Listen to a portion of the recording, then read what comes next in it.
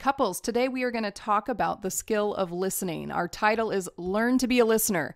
I know that for all of us, we have to listen to different people all day long, but I think listening in marriage has a special level of importance because communication, of course, we talk about is such a foundational thing that needs to be in place and healthy for a marriage to work well.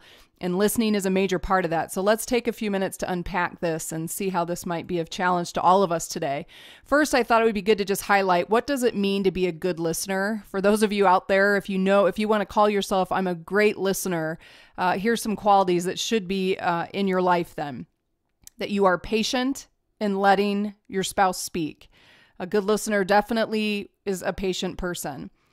Secondly, a good listener pays attention to the who, what, where, and why, and how. You're really listening actively. I think that's a term many people have heard, whether you have communications classes or if you've done counseling training or have been in counseling, that active listening is a very important skill, that the idea being that you're really active in your listening, paying attention for the details of the who, what, where, why, and how. Also, a good listener wants to listen for possible solutions. So if you're a good listener, you're paying attention to what your spouse is saying and you're thinking, all right, I'm hearing where maybe I failed. I'm hearing where there might have been a missed expectation. And based on their reaction to that, I'm getting a good clue of perhaps some things I could do differently next time.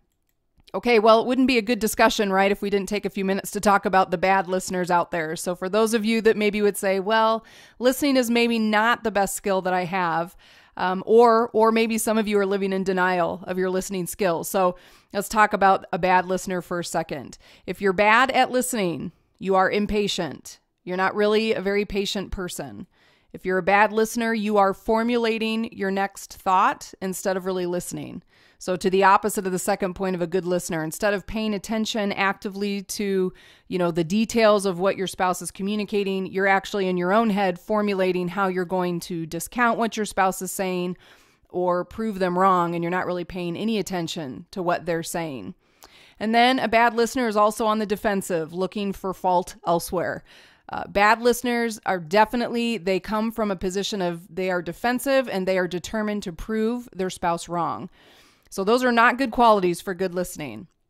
Okay, so it's always good to go to the Bible and to say, all right, what does the Bible have to say about listening?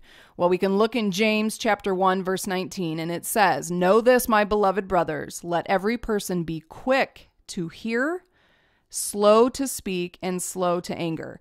So in a different translation, it's, quick to listen and slow to speak. So this idea of if you're a good listener, that means you are quicker. Your first response is to be the listener, and then you speak. And that's what James is talking about here, this idea that we should be quick to be the listener and slow to speak, because it'll save us a lot of harm in the end. So here's some questions I want you to talk about today as couples. First of all, identify which category you're in. Would you say you're a good listener, a bad listener, or somewhere in between? And then talk about why is it hard to listen to one another? Because there could be some good conversation about, well, maybe it's how you come at me, maybe it's how you package the message. So talk about that.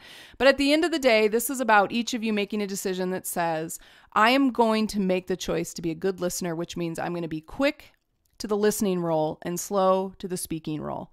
So take a few minutes, have a conversation about your listening skills, and let's see if that can't make a difference in your marriage.